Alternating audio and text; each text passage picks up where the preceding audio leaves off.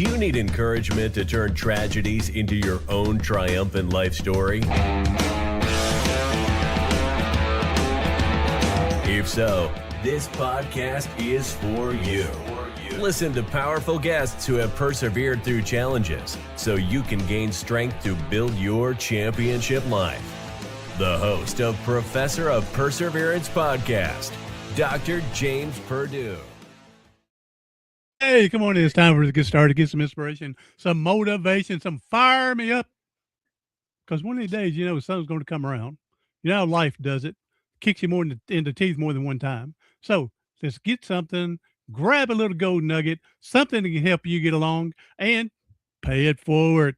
Don't take it to the grave with you. Share it, share it, share it. Let somebody else get some inspiration, some ideas. All right, today our guest says she's overcome a childhood of drama and addiction and later found profound healing.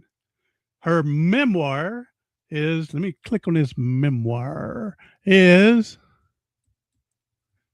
When the Universe Holds Your Hair Back. All right. Welcome to the show, Katie Baker. Thank you so much for having me. Excited to be here. All right. The picture, is that you? Yep. A younger me. you? Yeah. 8 years old. There you go. I didn't know if it was a daughter or, okay. All right, good. So, let me see here. So, yep, we're going to, let's work on here. Again, you said you had overcome childhood trauma and addiction, and your therapeutic stuff has got you where you're at today. And so let's see what's going on here.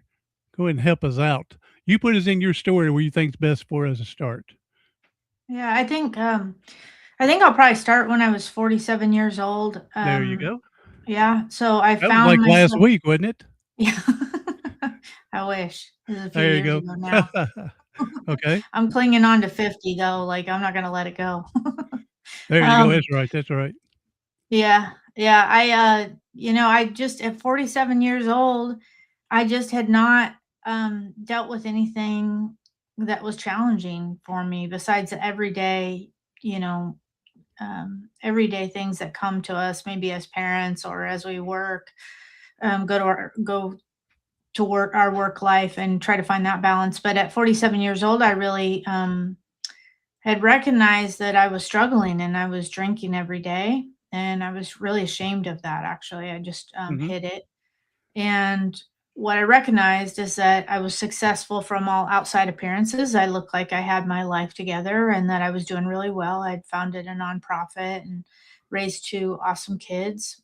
Um, but at that point, at 47 in particular, my daughter had already left for college and my son was getting ready to leave for school and fly the nest. And I was trying to figure out who am I now because Mhm. mother was such a big identity to me.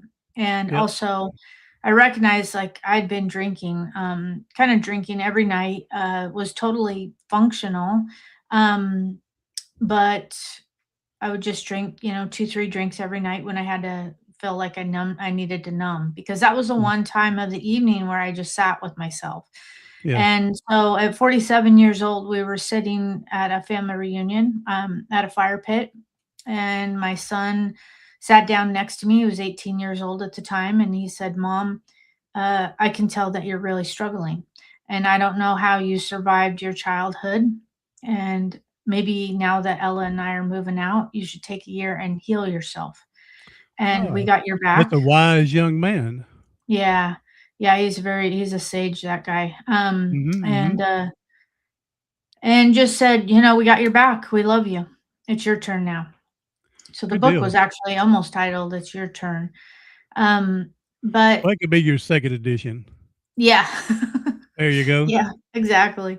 But it kind of started me thinking like, well, at the time I said to him, maybe I'll try talk therapy again. And he said, "Mom, you've already done that. You've been there.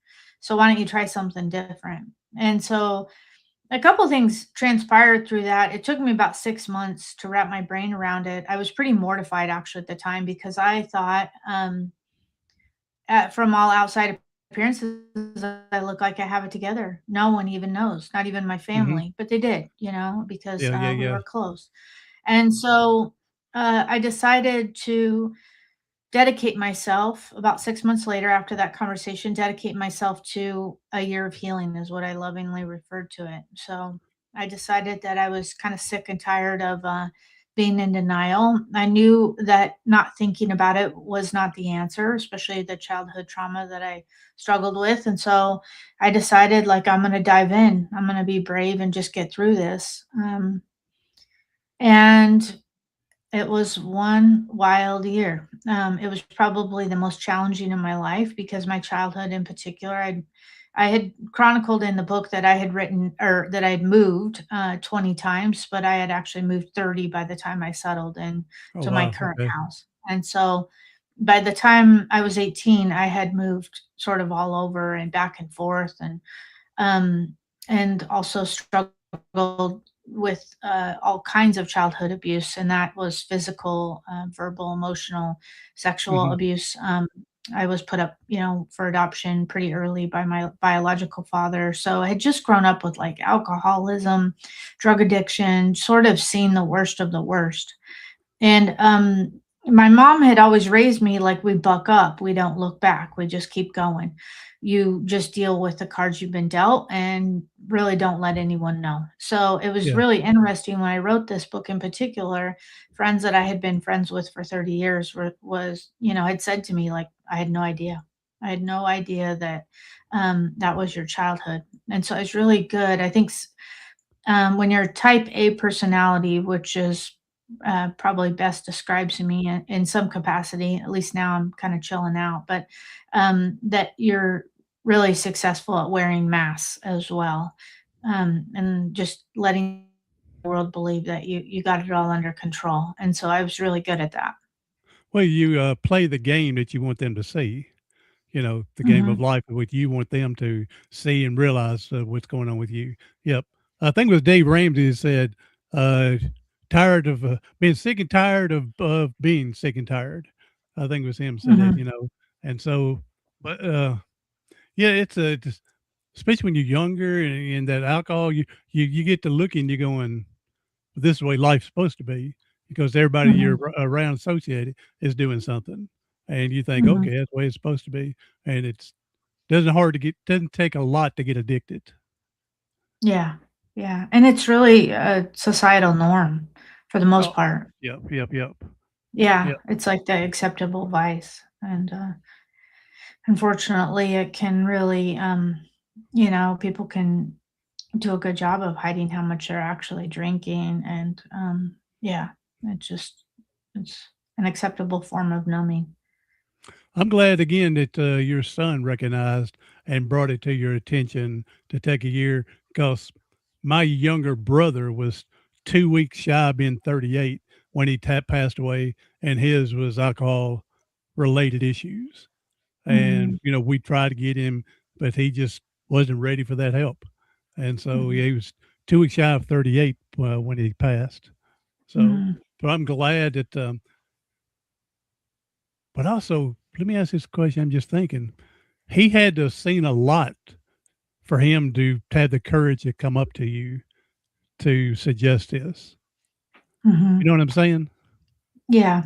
Yeah, and I think what it was is it was, multi-pronged problem, unfortunately, but, I was drinking, I was working way too many hours, especially Hmm. during the pandemic. It was a great thing to hide in work. Oh yeah, And so I was always stressed out, always running a million miles an hour. So it wasn't necessarily just the drinking, it was the way I ran my life. Like I was literally running from, something that was going to kill me. And also, we had a suicide in the family. And mm, so that was, and then, my kids leaving, it was like I just went into a funk that I had never experienced it before, yeah, um, but also could not get out of. yeah. Um, did your daughter come to you and express the same thing, or it just Yeah, come from the son? Both of them? Yeah, and but my daughter was a little different. She had come home for the summer, and I was just running around, like a chicken with its head cut off. And Hmm. she basically said to me, "Hey, mom, I think I might go back to college early." And Oh, okay. and she said, "You're just not really present. You're not really here. And Hmm. I think it might be actually easier for you if I leave." So that kind of shook me. And then my husband definitely saw some things as well. And so it was just, I think it was just the way that I was running, constantly running, not always in motion and never really present. Like Yeah. I did all of the things that you're supposed to do, or what I perceived I was supposed to do, like volunteer at the kids' school, be Hmm. there to pick them up, you know, make dinners, all the things, but it was rushed and hurried, and never really like sat down and felt the joy of just the existence of my life. Husband still with you? Oh yeah. Okay, Yeah. great. No, I'm glad you've got this dynamic family support Mhm. to come in and wanting to help you. That's awesome. I mean, because talk to other people and they didn't have that support with their family, and Yeah. they had to venture out on their own, not knowing what to expect. So I'm glad Mhm. you got that support. That's awesome. Um, so now, what therapeutic did you finally say this going to work, or did you try three or four of them, and then finally this one you're going, this is pretty good. I like this. Yeah. Yeah, I think, well, what I decided to try was a pretty unconventional way, is that I decided to try therapeutic psychedelics because I had pretty much tried everything else. Hmm. And so I did a lot of research. I read Michael Pollan's How to Change Your Mind. I educated myself. So I spent that 6 months really diving into the research, like, what does this mean? What is this going to Yeah. do? Went into that year, I would say, and I worked with trusted facilitators. I traveled quite a bit out of the country, um, for that year, but I was so fearful, because, let's say, with alcohol, I knew that vice really well. I knew what I could handle, but uh, therapeutic psychedelics, even with a trained facilitator, made me so scared, because I was wondering, am I going to lose my mind? What's going to Yeah. happen to me? It was the great unknown. And I had done a little bit of psychedelics. Like I briefly went on traveled with the Grateful Dead in a VW bus. I did that, Now sort we're of talking. fantasy.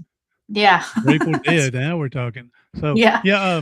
So I'm sure I've never done psychedelic anything. I'm sure there's more uh to it than but seemed like all I've heard about is the old mushrooms. I'm sure Mhm. there's more to it than that. So Yeah.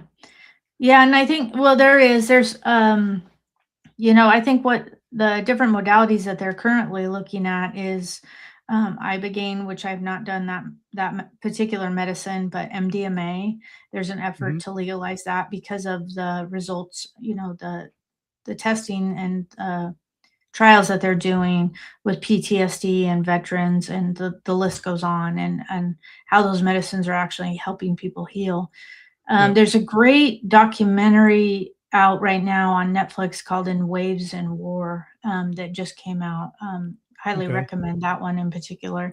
But also psilocybin. And so I started with ayahuasca, and that is comes from South America, and it's a brew that Okay. helps, yeah, sort of open the mind in a different way. It's a very internal type journey where you just sit on a mat for, it could be anywhere from 5 to 7 hours, and you just don't talk. And if you actually need help, then there are facilitators there that can help you process. But it's tough work. It's not for the faint of heart. And I think the one thing that was a big realization for me, that when you do psychedelics in particular, so I hadn't really done a lot of them when I was younger. It's extremely different when you do it with an intention of healing.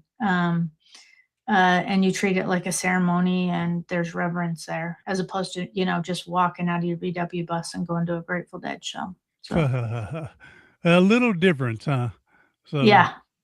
um now you mentioned this uh you were worried about the, I guess not worried, I guess concerned about the unknown. Would you get so far out there that you thought you may not come back or anything like that?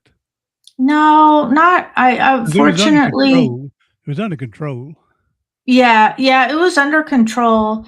There's been a couple times where I worried about, sometimes the fear of death will actually come up.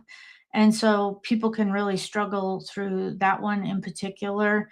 I know I did, but I never went out so far that I was actually unable to come back. I think it was, for me in particular with those medicines, it was really about addressing some of the things that I had not actually looked at for quite some time. And so, like the abuse in particular, I just had put it kind of buried it out in the backyard and didn't want to think about it. So I think the scarier times for me was knowing that I was going to look at the stuff that I hadn't looked at. And it Yeah, was in a yeah. dark closet, and that can be really hard.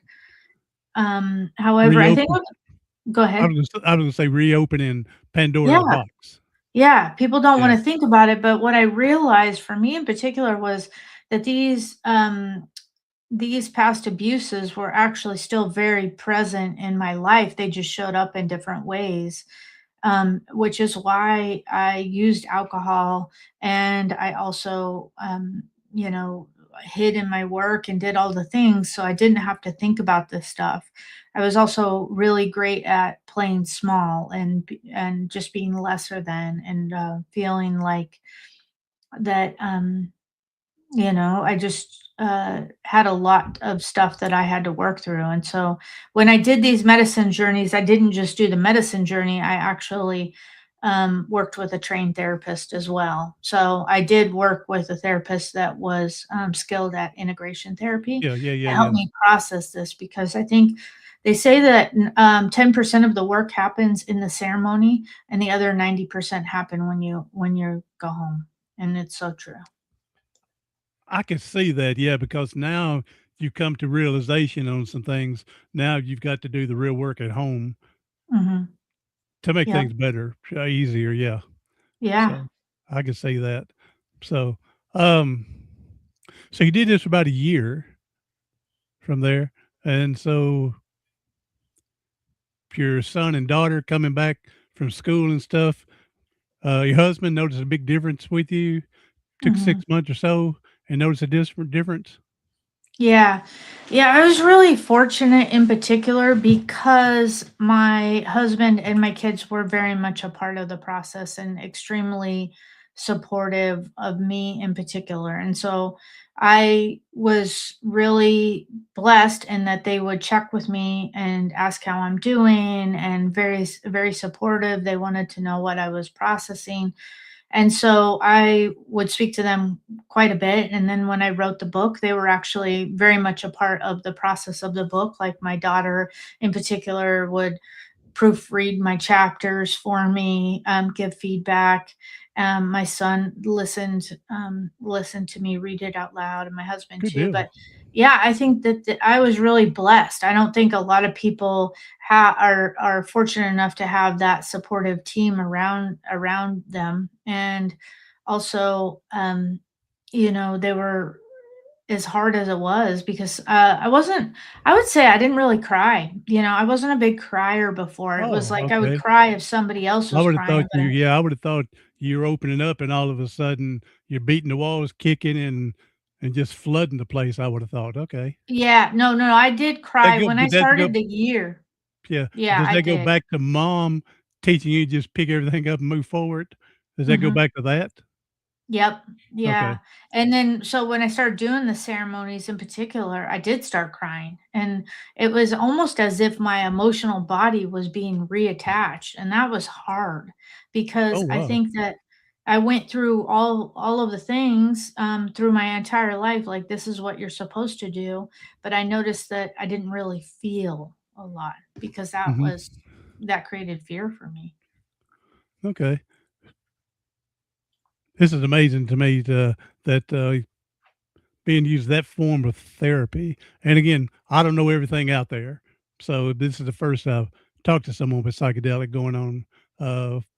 for a form of therapy. Talk to someone using psychedelic back in the Grateful Dead days, back in the '60s, but not for not for healing here. So well, I'm Yeah. glad you're able to find. How did you come across this one? Well, it was actually my son who said to me, I said, how about I do talk therapy again? And he was like, Mom, you've already tried Yep. that and it didn't Yep. work. And so he was the one that said to me, maybe try ayahuasca. And it was only because some of his friends' parents had done it and he had heard Okay. about it. And they had said, indicated that it changed their lives. And so when he said that, I thought, okay, maybe I need to start thinking about this and do some research. And Yeah. so Yeah. but I probably honestly, even at that point, I wouldn't have thought of psychedelics. I think that Michael Pollan in particular in the Netflix documentary had How to Change Your Mind and his book were sort of it was like the perfect timing for me in particular because that was what I needed. And the one reason I wrote the book, I wasn't intending to write a book about this experience. I did journal and chronicle most of my experiences, but I recognized when I wanted to quit alcohol in particular, there was a ton of the quit literature out there that was well written, that was super engaging and encouraging to quit alcohol. But what I recognized was when I wanted to try psychedelics in with the intention of healing and being very thoughtful in that, I looked for a memoir or, some material that would help me connect with the reader about their own experiences. And I was not really able to find a memoir out there that discussed the use of psychedelics. And so I was like, you know what? I think I'm meant to write a book. There you go. And then you can use your experience to help lead someone else for the possibility for Hmm. this. Yeah, yeah, good. Somebody's got to be a first stepper and Yeah. lead the way. So not everybody's going to be a follower. So Hmm. no, I'm glad that again, I'm just ecstatic that the family support. So because like you mentioned it earlier a little bit ago that a lot of people don't have that support Hmm. system, and it makes everything twice as hard, three times as hard from there. Yeah. And not to say what you did was easy, but knowing they're there with you to help pick you up on those worst days, bad days, uh, Hmm. had to meant a lot to you. Yeah, absolutely. And it still does. Um, Yeah, we have a unique family dynamic, or I don't know, hopefully most people have this in their homes, but we just really are close, talk all the time, even though my daughter lives 4.5 hours away, but we're just a very close knit family. And so I felt like I was really fortunate they both trusted in my ability to take those messages, right? And just be like, okay, my kids are noticing that I'm kind of losing it. I'm Hmm. swirling. I'm going down the tub. Yeah, And yeah, so needless to say, talk to me about that and then also about like, hey, I think there's something wrong here, mom, and I think you need to look at it. yeah. So Again, I'm glad they were wise. I'm glad they were mhm, observant. You know, mhm, they could have easily been, "This is mom's problem. Let me go do my thing." Like I said, the mhm. daughter wanted to go back to college earlier. She didn't want to interfere with you, whatever's going on at that time. So uh, I'm glad you were able to recognize the pretty much direct symbol. That what they were saying. So, Yeah. um, but how many people? Like I said, my younger brother was 38, and we were direct with him, try to do stuff, but he just wasn't ready. Mhm. And it's just hard and go from there. But I'm glad you are ready and accepted to move on. So Yeah. you, if you weren't ready, you go through all the other treatments, and if you're not ready to for the change, it'd do no good, basically. Yeah. Yeah, and I think that, I could kind of see my trajectory. I knew like cuz I wasn't eating well. I wasn't, I was drinking. I was Hmm. kind of feeling depleted. I was exhausted, my Garmin watch basically told me that my sleep score was in the dump. And so I knew that I wasn't going to make it probably much longer on that path. And I also recognized like these things happened to me, but I was still allowing them to define me, to dictate my days and sort of control how I lived my life. And so I kind of thought I'm giving the power to these people that abused me, and I don't want to give them my Yep, power anymore. yep, yep. That's yeah. Once you finally open up, now you're taking the Hmm. power back for yourself. So Yeah. what's the old thing? They're living rent free in your head from Yeah. there. So, all right, tell us a little bit more about your book. How long did it take you to write your book? Because I'm a big proponent. Everybody should write a book. Okay, Hmm. even if it's just a memoir. So when you're dead and gone and your great grandson goes, well, that's how I got my chin from Uncle Dave, way back in. Hmm. How I got my personality, by seeing the books. I'm a big proponent. Everybody should write a book. Yeah. Yeah, it was interesting because I decided, well, what happened was I'd written some blogs. I started my own business and I ended up leaving the nonprofit world, just to get a better balance on my life. And so I'd written some blogs and I took them to an author that's written, I think, 4 or 5 successful books. And I said, look, I just want your feedback, if you think I should try to write a book. If I shouldn't, then I'll just keep writing blogs and my feelings won't be hurt. And so he came Hmm. back to me and said, Katie, I think you have a book here. And so I thought, well, this is going to be scary. It's going to be really scary because number one, I really believe in building community. I still am really involved in my community, and that's been an important part of my life. And nobody really knew. Nobody knew about my childhood. Nobody knew about the use of therapeutic psychedelics. And I was so scared that I was going to be judged. Um, and so, but I structured the book, because I'd moved so much. I wrote each chapter like a short story because otherwise it was confusing I had some editors and they were like, I'm confused because you moved here and then moved back. But that was my life. Right. So I decided to Yeah, structure yeah. it like a short story, and also how I wanted to discuss the childhood abuse, but I wanted to also be thoughtful about that. Like I didn't want to leave, I call it the soot, right? The soot on people. Like I didn't want Hmm. to tell too much of the story because people don't need that as they walk through their day, but they wanted, hopefully I could share the gist of the story. So Yeah, I that's shared, it. yeah, so I shared my childhood, how that abuse impacted me as an adult, and then also the therapeutic psychedelic sessions that I would work on these traumas from the past, and kind of just dig up everything and go through it and sift through that box. And so I wanted to infuse some humor too.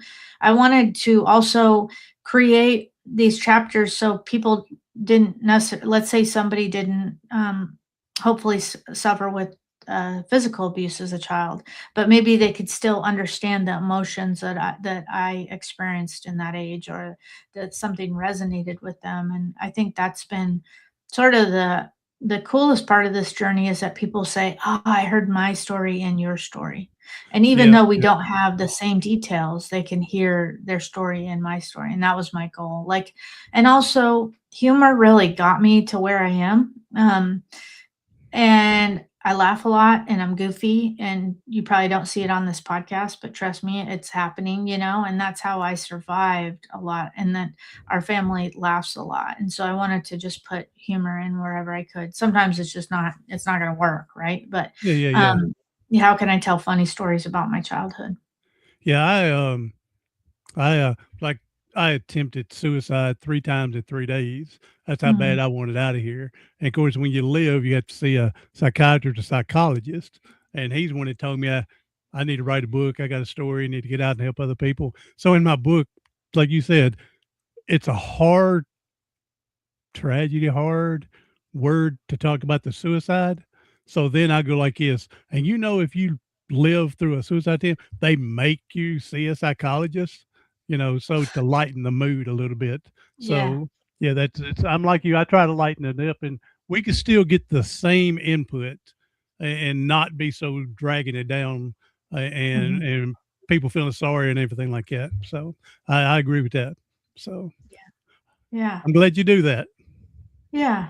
Yeah, and so it just came out in June, so it's pretty new, and, not even out a year, and it's been a wild ride. It's been really interesting timing because I think a lot of the world is hurting and people are looking for healing, and so, Yes. it's been an interesting time for this book to come out Yeah, because this is a strange time to be alive. So, Mhm, with the world, the way things are going on nowadays. So, mhm, well, I'm glad that you've made your way through. I'm glad that um, you're seeing the better side. And again, I am so mhm, man ecstatic that your family support. Again, I hear too many people just don't have that, and they have to go mhm, look and find friends or a counselor or a coach or someone just to be there to help them out. And I'm just so mhm. glad that the family's there to back you up. Yeah, yeah, So I tell people, I want the kind of friend that's going to be there to. I don't know if you know, I'm in a wheelchair. I got my neck broke playing football. I want someone, a friend, that if I'm having trouble getting somewhere in life, that they're going to pull me forward. And if it's because of me being stupid, that I hope they kick me in the butt and make me go forward. So yeah, that's hard to recognize that person. But we need someone that's going to be just that point blank, tell it like it is, and we just got to respect it. mhm, So, yeah. so Yeah, it's important to have those people around you for sure. And I think that, after I've done this work and you make it out the other side, it's also important to make sure, like, to kind of take a look at your relationships and your habits and where you work and what's working and what's not, you know. So and don't fall down the rabbit hole again. So yeah. that's easier uh, said than done, and a lot of people that I've talked to as well. So, well, I'm glad Yeah. that you're doing great from there. So, Yeah. all right, Katie Baker, appreciate you being on here. Give us your websites and all your other social medias and how people can get a hold of you. Yeah, my website has my socials on there. It's peaceandfirehealing.com. So PEACE, so peaceandfirehealing.com. And I'm on Instagram and Facebook and a little bit on LinkedIn. But my book is also available on Amazon and I read the audiobook too. So that's on Audible and Spotify. And yeah, so that's where they can find me. Man, you're way ahead on the audio. I wrote my book 2012 and I tried to do an audio and it's just me reading it, but I've never uploaded it. So you're way ahead on me. Ed Waters, hey, from Dead America Podcast. You need to get hold Mm, of Ed Water there, Katie, and have him on yeah. your show. He's got a nice podcast. So Ed, thank you. You said good talk today. Thank you. So Mm, all thank right, you. you're welcome. And so all right, Katie, if you can let me click this. So we have all you. Okay. We know people are hurting and struggling today. If you can leave us with a positive message, that'd be a blessing. Mm. Yeah, I think that um, as I've gone through this experience and been fortunate enough to talk to so many people, just my book has opened doors. I think it's so important that to understand that it's never too late. I'm 50 now. It's never too late to heal. It's never too late to get a second opportunity for a new life. And I think that we are worthy and that healing is a birthright and everybody should have that potential. And it really just means that as a community, we stick together and help each other out because I think the world needs us to show up for one another in all the ways that we possibly can because I think we underestimate all that we have to give. Amen. All right. You're 50. You're a young girl, a young woman. I'm 61. So you got ways to go. But as you was talking 50, my mind was drifting. You ever see the Saturday Night Live with that woman kicking everywhere? She goes, because I'm 50. And she's kicking like she's doing karate or something. So it's on an old Saturday. You do a YouTube, do the one Maybe I'll Saturday have Night to Live. watch that and practice. Well, there's she used to be back on back in the 80s, I think. But YouTube it and Saturday Night Live, I'm 50, something like that. Yeah, she kicks like she's doing karate and everything. But yeah, I'm 50.